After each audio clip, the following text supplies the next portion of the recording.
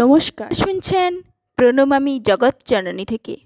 রামকৃষ্ণ অর্থাৎ যিনিই রাম তিনিই একাধারে কৃষ্ণ, তিনিই আবার একই দেহে রামকৃষ্ণ রূপে জন্ম নেন কামারপুকুরের দরিদ্র ব্রাহ্মণ পরিবারে। সেই ঘটনা আমরা সবাই হয়তো একটু আধটু জানি, তবুও রামকৃষ্ণদেবের জীবনের সাথে আরও অনেক অজানা কাহিনী আজও আমাদের জানা বাকি। আসুন আজ তবে সেই কথা নিয়েই আলোচনা করা যাক। শুনে নিন রামকৃষ্ণদেবের জীবনের সাথে জড়িত এমন কিছু ঘটনা যা আজও আমাদের অনেকের অজানা। ঠাকুর শ্রী রামকৃষ্ণ পরমহংসদেবের চরণে প্রণাম জানিয়ে শুরু করছি আজকের পাঠ। প্রথম কয়েকদিন মায়ের জন্য গদাধরের মন কেমন করতে লাগলো। অল্পদিনেই কেটে গেল সেই ভাবটা। কলিকাতা শহরের রং তামাশা দেখে নয়, মনমতো কর্ম পেয়ে। রামকুমার যে বাড়িতে পূজা করতেন, গদাধর ক্রমে সেই সব কাজই হাতে নিল। তাছাড়া দাদার সেবা যত্ন, অল্পদিনের মধ্যেই তার মধুর ভজন গান ও মিষ্ট ব্যবহারে প্রিয়দর্শন কিশোর যজমান পরিবারবর্গের প্রিয় হয়ে উঠল। কিন্তু পড়াশোনায় গদাধর সম উদাসীন। কয়েক মাস রামকুমার তা লক্ষ্য করে একদিন একটু কড়াসুরাই বললেন, পড়াশোনা যে মোটেই করছিস নে, কি ব্যাপার? তো চলবে কি করে? খানিক চুপ থেকে একটু সহজ সুরেই গদাধর বলল, এসব চালকলা বাঁধা বিদ্যা আমি শিখতে চাই না। আমি এমন বিদ্যা শিখতে চাই যাতে যথার্থ জ্ঞান হয় এবং মানব জন্ম সার্থক হয়। গদাইয়ের কাছে এ জবাব রামকুমার আশা করেননি। তিনি স্তম্ভিত হয়ে গেলেন। গদাই বলছে কি? পড়াশোনাকে বলছে চালকলা বাঁধা বিদ্যা? সময়ান্তরে ভাইকে ভালো করে বুঝিয়ে বলবেন ভেবে তখনকার মতো তিনি চুপ হয়ে গেলেন।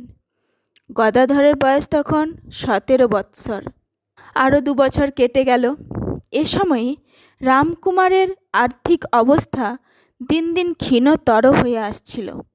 নানা দুশ্চিন্তায় তার শরীর মন অবসন্ন ও জর্জরিত।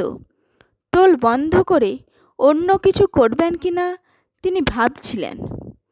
এদিকে সাংসারিক সব কিছুর ওপরই গদাধরের ঔদাসীন্য ক্রমেই বেড়ে চলেছে। ওই সময়ে একটি ঘটনা দুজনের জীবনের গতিকেই নতুন পথে টেনে আনবার সূচনা করল। কলিকাতা যানবাজারের প্রসিদ্ধ জমিদার রাজচন্দ্র দাসের স্ত্রী রাসমণি, 4 কন্যার মা, অগাধ বিষয় সম্পত্তি রেখে স্বামী মারা গেলেন। তার মৃত্যুর পরে বিষয় আশয়ের তত্ত্বাবধানের ভার নিতে হলো রাসমণিকে নিজের হাতে। অল্পদিনের মধ্যে তার অসাধারণ কর্মকুশলতার জমিদারি বিপুল শ্রীবৃদ্ধি হলো। পুণ্যকর্মে অজস্র অর্থদান, অকাতরে অন্নদান, বহু জনহিতকর কর্মের অনুষ্ঠান এবং তার অসীম সাহসিকতার সুযশ কলকাতা ছাড়িয়ে ছড়িয়ে পড়ল বহু দূর দূর স্থানে। তার রানী নাম সার্থক হলো। তার দেবীভক্তি এত গভীর ছিল যে জমিদারি সেরেস্তার কাগজপত্রে নিজ নামের যে শিলমোহর ব্যবহার করতেন তাতে লেখা ছিল, কালীপদ অভিলাষিনী শ্রীমতী রাসমণি দাসী।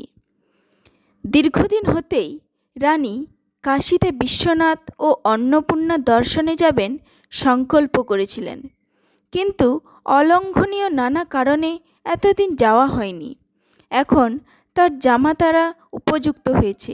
বিশেষ করে তৃতীয় জামাতা মথুরামোহন বিশ্বাস তো সকল কাজকর্মে তার দক্ষিণ হস্তস্বরূপ। কাশী যাত্রার জন্য প্রচুর অর্থ পৃথক করে রাখা ছিল। 1255 সালে রানী কাশী যাবার জন্য প্রস্তুত হলেন। অনেক নৌকা বোঝাই হলো পূজোপকরণ ও নানা দ্রব্য সম্ভারে। সকল আয়োজন সম্পূর্ণ, কিন্তু যাত্রার অব্যবহিত পূর্বরাত্রে ভগবতী ভবতারিণী জ্যোতির্ময় দেহে রানীকে স্বপ্নে দেখা দিয়ে বললেন, কাশী যাবার দরকার নেই। ভাগীরথী তীরে কোনো মনোরম স্থানে আমার মূর্তি প্রতিষ্ঠা করে সেবা পূজাদির ব্যবস্থা করো। আমি এখানেই তোমার নিত্য সেবা পূজা গ্রহণ করব। দেবীর প্রত্যাদেশ। রানী কাশীযাত্রা স্থগিত করে ভগবতীর আদেশ পালনে যত্নপর হলেন। কলিকাতার নিকটে বারাণসী সমতুল্য গঙ্গার পশ্চিমকূলে শ্রীমন্দির নির্মাণের উপযোগী স্থান অনেক চেষ্টাতেও না পেয়ে অগত্যা গঙ্গার পূর্বকূলে দক্ষিণেশ্বরে তিনি কিনলেন প্রায় 60 বিঘা জমি। ওই জমির একাংশের মালিক ছিল হেস্টিং সাহেব, আর বাকি অংশ ছিল কবরডাঙ্গা ও গাজীর পীরস্থান। স্থানটি দেখতে কুর্মপৃষ্ঠের মতো। তন্ত্রমতে ঐরূপ স্থানই শক্তি সাধনার অনুকূল। দেবীর ইচ্ছাতেই পাওয়া গেল অমন একটি স্থান। মনমতো জায়গা পেয়ে বহু অর্থব্যয়ে রানী নির্মাণ করলেন সুদৃশ্য নবরত্ন শোভিত বিরাট কালী মন্দির, নাট মন্দির, দ্বাদশ শিব মন্দির, রাধাকান্তজির মন্দির, চাঁদনী, সম্মুখে বাঁধা ঘাট, ভাড়ার ঘর, ভোগঘর, অতিথিশালা, নহবত, মনোরম উদ্যান এবং আনুষাঙ্গিক অনেক ঘরবাড়ি প্রভৃতি। গঙ্গা বক্ষে বহুদূর হতে দেখা যায় দেবী দেউলের চূড়া। নির্মাণ কার্য সম্পূর্ণ করতে লেগেছিল প্রায় 9 লক্ষ টাকা। পরে দেবীর সেবার জন্য প্রায় 2 লক্ষ টাকা দিয়ে রাসমণি কিনেছিলেন দিনাজপুর জেলার ঠাকুরগাঁ মহকুমার শালবাড়ি পরগনা। এই দেবী দেউল নির্মাণের সময় হতে দেবী মূর্তি প্রতিষ্ঠা পর্যন্ত রানী রাসমণি কঠোর ব্রতচারিণী হয়েছিলেন। ত্রিসন্ধ্যা স্নান, হবিষ্যান্ন ভোজন, ভূমিতলে শয়ন এবং যাবতীয় বিষয়কর্ম হতে বিরতা হয়ে অনন্য চিত্তে তিনি আরাধ্য দেবীর ধ্যান চিন্তন করতেন। দেবী মূর্তি নির্মিত হয়ে প্রতিষ্ঠায় অপেক্ষায় একটি বাক্সে রাখা হয়েছিল। রানীর ওপর একদিন স্বপ্নে দেবীর প্রত্যাদেশ হলো, আমায় আর কতদিন এভাবে আবদ্ধ করে রাখবি? আমার যে এভাবে থাকতে কষ্ট হচ্ছে, যত শীঘ্র পারিস প্রতিষ্ঠা কর। নিদ্রাভঙ্গে রানী ব্যস্ত সমস্ত হয়ে বাক্স খুলে দেখেন মূর্তি ঘেমেছে। আসন্ন শুভ দিনে মাকে প্রতিষ্ঠা করবার জন্য রানী অধীরা হয়ে পড়লেন।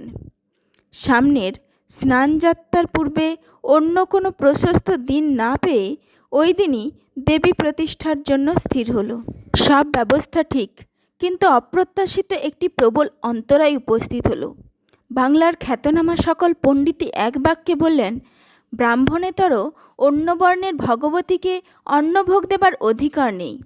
তখন রানী ব্যাকুলা হয়ে দিকে দিকে ব্যবস্থা চেয়ে পাঠালেন সমগ্র ভারতের পণ্ডিত মণ্ডলীর কাছে, কিন্তু শূদ্রাণী প্রতিষ্ঠিত বিগ্রহকে অন্নভোগ দেবার ব্যবস্থা পাওয়া গেল না। ব্রাহ্মণগণের হৃদয়হীনতায় রানী একেবারে মুষড়ে পড়লেন। ভগবতী খেতে চেয়েছেন, অথচ মাকে 2টি অন্নভোগ দিতে পারবো না এই ভেবেই বেদনায় তার বুক ভেঙে গেল।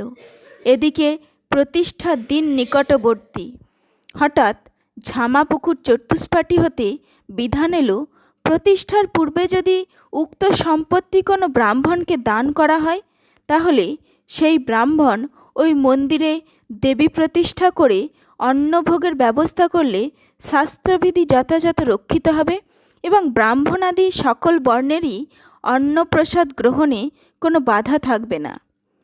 রামকুমারের ওই ব্যবস্থা পেয়ে রানী ঘনান্ধকারে দেখতে পেলেন আশার আলো। তিনি তার গুরুর নামে মন্দির প্রতিষ্ঠা করবেন স্থির করলেন, কিন্তু গুরুবংশীয়দের মধ্যে পূজাদি ক্রিয়াকর্মে কেহই পারদর্শী ছিলেন না।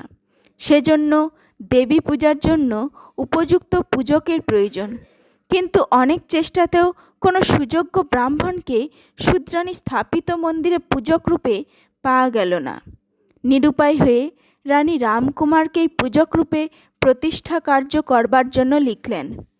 রানীর ঐকান্তিক অনুরোধ এড়াতে না পেরে রাজি হলেন রামকুমার। সন 1262 সালের 18 জ্যৈষ্ঠ, ইংরেজি 31 মে 1855 খ্রিস্টাব্দ, বৃহস্পতিবার স্নানযাত্রার দিন মহাসমারোহে ভবতারিণী প্রতিষ্ঠা হলেন নতুন মন্দিরে। রাধাকান্তজি আর দ্বাদশ শিবের প্রতিষ্ঠাও হলো অন্য মন্দিরগুলোতে। শ্যাম শ্যামা মহেশ্বর পাশাপাশি বসলেন সর্বভাবের ভাবী কেন্দ্রস্থল দক্ষিণেশ্বরে। সেদিন পূজা অর্চনা, পাঠ, ভজন কীর্তন, যাত্রাগান ও দয়িতাং ভুজতাং শব্দে চারিদিক মুখরিত বিরাট আনন্দ উৎসব। কয়েকদিন ধরে চলেছিল এই উৎসবানন্দ। এই আনন্দ উৎসবে যোগদান করার জন্য গদাধরও এসেছিলেন দক্ষিণেশ্বরে। পরবর্তীকালে তিনি ওই মন্দির প্রতিষ্ঠা উৎসবের প্রসঙ্গে বলেন, মনে হলো ভগবতী যেন কৈলাস শূন্য করে এসেছেন মন্দিরে, আর রাসমণি যেন গোটা রজতগিরি তুলে এনে দক্ষিণেশ্বরে বসিয়ে দিয়েছিলেন। গদাই সব কিছু দেখল আনন্দে ঘুরে ঘুরে, কিন্তু সারাদিন অভুক্ত থেকে সন্ধ্যায় দোকান হতে 1 পয়সার মুড়ি মুরগি কিনে খেয়ে ঝামাপুকুরে ফিরে গেল। পরদিন প্রত্যুষেও সে এলো দক্ষিণেশ্বরে উৎসব দেখার জন্য। সেদিনও তার দাদা তাকে দক্ষিণেশ্বরে থাকার জন্য বলা সত্ত্বেও সে আহারের সময় ফিরে গেল ঝামাপুকুরে। 5-7 দিন গদাই আর দক্ষিণেশ্বরে আসেনি। রোজই ভাবছিল দাদা আজ ফিরবেন। এতদিনেও ফিরে এলেন না দেখে উদ্বিগ্ন হয়ে দাদার খোঁজ নিতে সে পুনরায় দক্ষিণেশ্বরে এলো এবং শুনল যে রানীর বিশেষ অনুরোধে অগ্রজ জগন্মাতার পূজকের পদে ব্রতী হতে সম্মত হয়েছেন। গদাধর একথা প্রথম বিশ্বাস করতে পারল না। অগ্রজকে জিজ্ঞাসা করল, শুনছি আপনি নাকি পূজক হচ্ছেন এখানে, তা কি সম্ভব? বাবা যে অশূদ্র চাচি ছিলেন, অমন পিতার পুত্র হয়ে আপনি কি করে এ চাকরিতে ব্রতী হতে সম্মত হলেন? রামকুমারও শাস্ত্র এবং যুক্তিতর্ক সহায়ে গদাইকে বোঝাবার চেষ্টা করলেন, কিন্তু সে নিষ্ঠায় অটল। তখন এর মীমাংসার জন্য ধর্মপত্র করা ঠিক হলো। ধর্মপত্রে রামকুমারের পূজক হওয়ার সম্মতি পাওয়া গেল। গদাধরের মনও ধর্মপত্রের সিদ্ধান্তকে মেনে নিল ঈশ্বরেচ্ছা বলে। ঝামাপুকুরের টোল তুলে দেওয়া হবে। অতএব রামকুমার গদাধরকে দক্ষিণেশ্বরে থাকার অনুরোধ জানালেন। ইতি কর্তব্যতা স্থির করার জন্য সে গভীর চিন্তায় মগ্ন হল। দেবী ভোগের প্রসাদ পাবার প্রস্তাবে সে সম্মত হল না।